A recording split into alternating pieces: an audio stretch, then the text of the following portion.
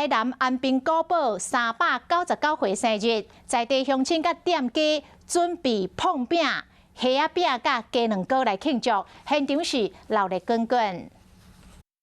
迎接2023年安平古堡400周年，由民间家己举办的庆祝生日活动，为395岁第一开始咧办。昨10月25，拄好是399岁生日，现场除了做伙唱生日快乐歌，安平财主施碧芳嘛来创作安平400档。祝福你，千千万万年。